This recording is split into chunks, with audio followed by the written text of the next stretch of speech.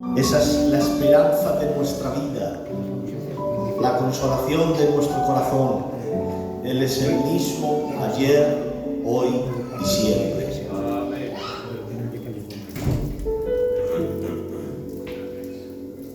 Hoy pregunto a la iglesia: ¿tienes hambre de la palabra de Dios? Amén. Levanta tu mano conmigo y di un vivo gloria a Dios. ¡Gloria a Dios! Aleluya. Pues en esta tarde tengo algo que compartir contigo, iglesia.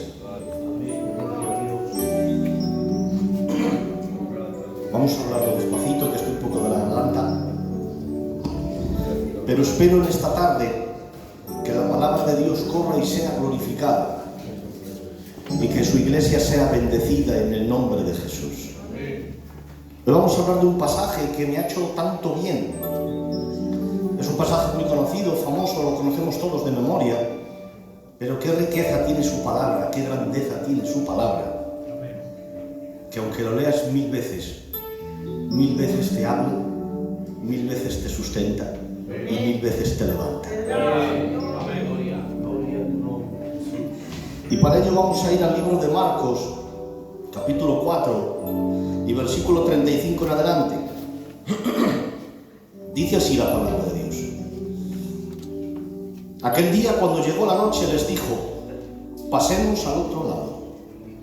Y despidiendo a la multitud, le tomaron como estaba en la barca, y había también con él otras barcas. Pero se levantó una gran tempestad de viento y echaba las olas en la barca de tal manera que ya se anegaba, y él estaba en la popa, durmiendo sobre un cabezal.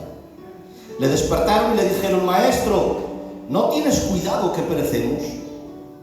Y levantándose, reprendió al viento y al mar y dijo: Calla, enmudece. El viento cesó y se hizo gran bonanza. Y les dijo: ¿por qué estáis así amedrentados? ¿Cómo es que no tenéis fe? Entonces temieron con gran temor y se decían el uno al otro: ¿quién es este que aun el viento y el mar le obedecen? Amén. Que el Señor bendiga su palabra en nuestros corazones. Bueno, no hay que hablar mucho de contexto porque es algo conocido. Jesús se pasó todo el día enseñando en la costa del mar de Galilea, y allí estaba predicando en parábolas, en enseñanzas. Pero fíjate, fue idea de Jesús cruzar. Fue orden de Jesús cruzar. Y el mar de Galilea es un mar que tiene unas características por montañas y vientos fríos, que no sé cómo es, pero en un instante, según dicen los más entendidos, se forman tormentas de viento tan grandes que hundirían los barcos incluso en minutos. Pero es que los hombres que van dentro de esta barca no son hombres comunes y cualquiera, son hombres pescadores, son hombres expertos en la mar, son hombres experimentados. ¿Cuántas veces habrían enfrentado a tormentas? ¿Cuántas veces habrían enfrentado a cosas similares? Y habrían salido victoriosos, ¿verdad? Pero aquí, esta noche, gritaron: ¡ay, Padre! Y si lo hicieron, es porque en verdad veían el peligro y se llenaron de miedo. ¿Saben algo? Todos tenemos miedo a algo. El miedo es uno de los idiomas del ser humano. Desde Génesis capítulo 3, que dice la Biblia que Adán se escondió porque tuvo miedo, hasta el día de hoy, el idioma del hombre ha sido el miedo. Somos personas que caminamos por la vida llenos de temores, llenos de miedos, llenos de incertidumbres a lo que puede pasar, a lo que pueda acontecer, a lo que pueda venir. Vivimos así. Y desde Génesis hasta el día de hoy, todos remamos en la misma situación. Como si estuviéramos siempre constantemente con el agua hasta el cuello y nuestro corazón preso del miedo humano gritara: no tienes cuidado que perecemos. Pero fíjate, ¿dónde dormía Jesús? Dice, en la popa, sobre un cabezal. En las costumbres de los pescadores de Galilea había una entre muchas, y es que las barcas eran tan pequeñas que al mínimo golpe de mar se volcaban. Entonces los pescadores se las arreglaron para solucionar este problema. ¿Qué hicieron? Cogieron un saco de tela o de cuero, la llenaban de arena, aproximadamente, según dicen los entendidos, entre 100 y 120 kilos, y la ponían en el lugar más bajo de la barca. ¿Cuál era? En la popa. ¿Para qué? Para dar estabilidad a la barca.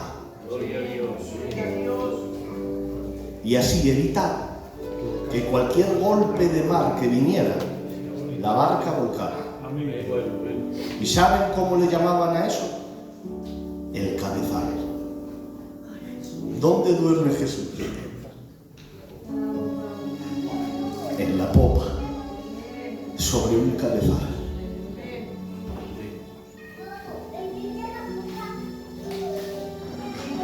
La popa era el centro de gravedad de la barca, donde se ponía el lastre para que no volcara. Jesús no dormía en la proa mirando el paisaje. Estaba durmiendo en el lugar seguro de la barca. Él estaba dormido, pero lo controlaba todo. Gloria a Dios. Aleluya. El problema no era que él estaba durmiendo. El problema es que ellos no sabían que el centro de gravedad era Cristo. Gloria a Dios. Aleluya. Mientras el agua entraba en la barca, él era el peso que la mantenía a flote. Gloria a Él. Pero sigue el pasaje. Y según vemos el pasaje, vamos a ver que 2 veces se nombra el miedo. 2 veces se nombra en este pasaje el miedo.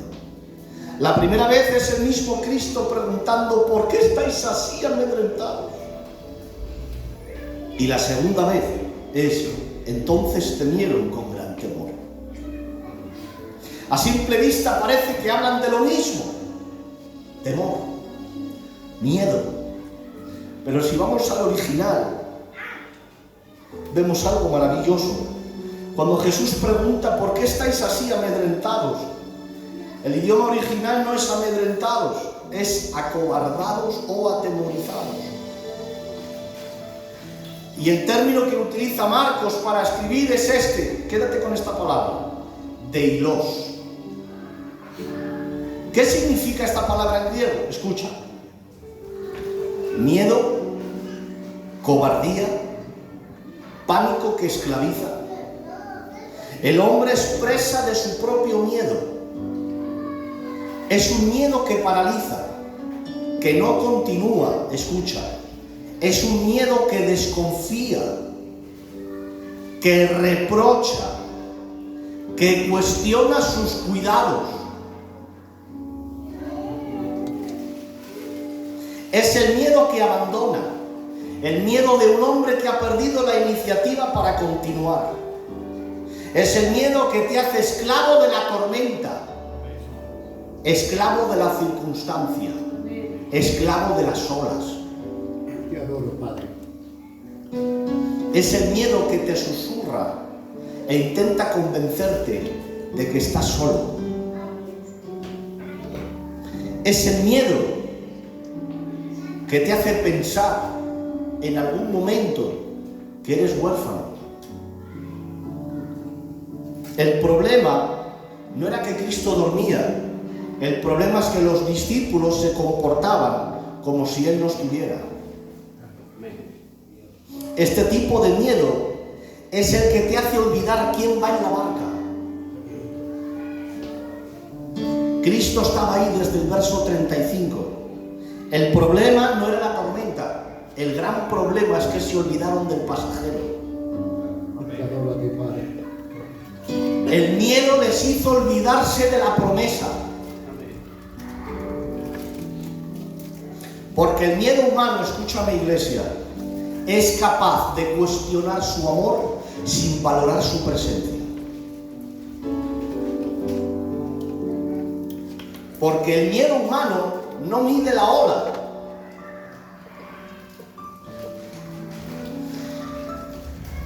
Mide el tamaño de tu Dios en tu cabeza.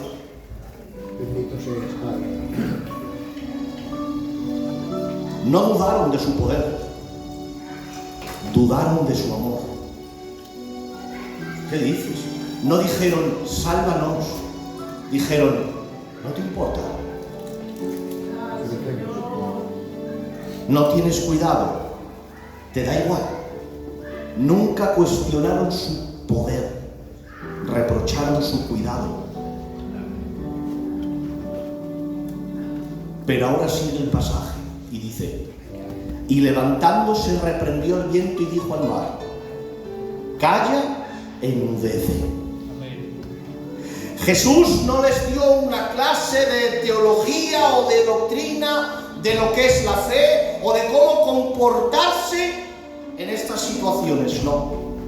Les dio una demostración. Simplemente apareció Él.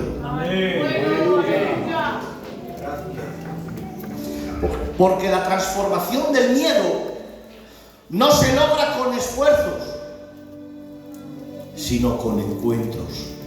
Aleluya. Los discípulos no presenciaron una clase de cómo comportarse o cómo gestionar ese tipo de miedo. No. Vieron al mar callarse.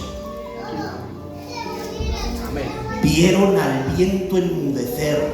Aleluya. Y el encuentro produjo el cambio. Tengo que decirte, la tormenta se calmó con dos palabras: calla, enmudece. Pero el miedo se calmó con una verdad: Cristo está a bordo. Te amo a ti, Padre. No hay mayor noticia. Cristo está a bordo. Los discípulos no vencieron al miedo. El miedo se rindió ante Cristo. Aleluya. Escucha. Pero ahora viene lo grandioso, escucha. Dice, entonces temieron con gran temor. Aquí vuelve a hablar de temor. Pero el término ya no es de Dios. Aleluya. Es otro tipo de miedo. Si vamos al original, significa temor de Jehová. Gloria. Aleluya. ¿Y qué significa esto en el griego? Escucha. Respeto, reverencia, honra, asombro ante lo sagrado. Es el miedo que libera y adora. Es el temor que te convierte en admirador de su poder. ¡Ay, Padre! Es el que te lleva a contemplar su gracia, el que te lleva a postrarte ante su santidad. Es la respuesta total del hombre redimido ante la majestad del Rey. Dos miedos distintos. Uno esclaviza, otro libera. Gloria. Aleluya. Uno paraliza, pero el otro huye. ¿Cómo huye? Sí. El segundo término viene de una raíz que significa correr. Pero esta vez no corrieron de Jesús. Corrieron hacia Él. Amén. Amén. Esa es la diferencia. Pero cuidado. Escúchame, iglesia de Dios. Cristo no eliminó el temor. Lo redirigió. ¿Cómo es esto? Escucha. El problema no era que temieran, sino hacia dónde estaba dirigido su temor. Porque cuando le temes a Dios por encima de todo, las tormentas pierden su poder. Las tempestades pierden su dominio. Escúchame. El temor de Dios es el que te libera de todo lo que quiere esclavizarte. Eres libre. No de la tormenta. Eres libre dentro de ella.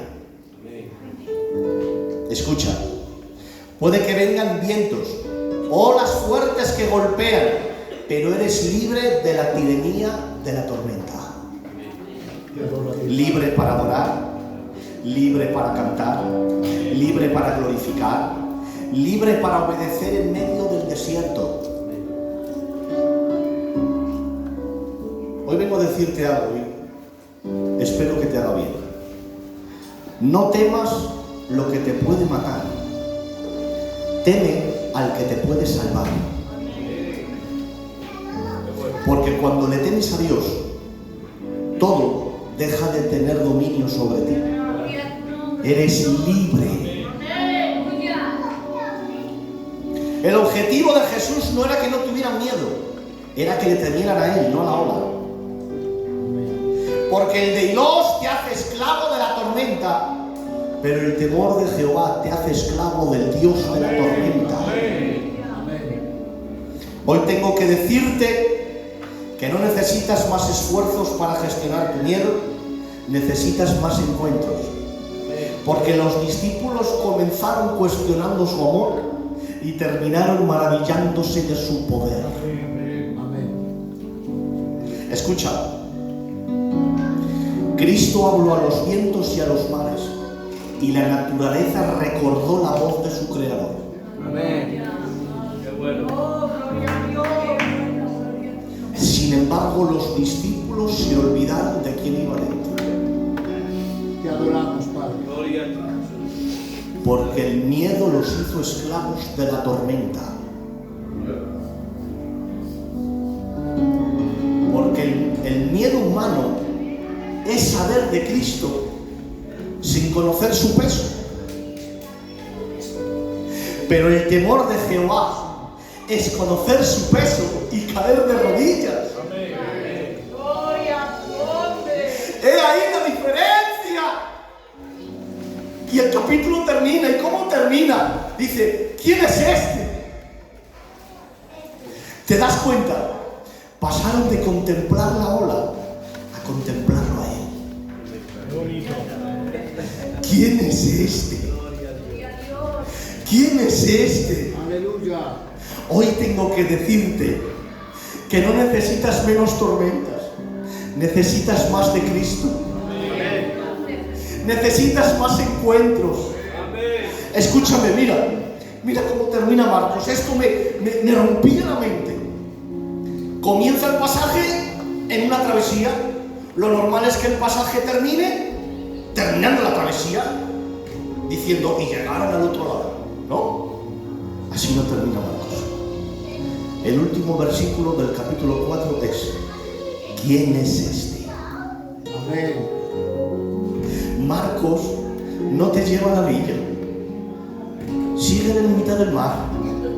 Siguen allí en mitad del mar, empapaos, chopinaos, atemorizaos y seguramente muchos todavía temblando, con el cerote en el cuerpo, pero adorando.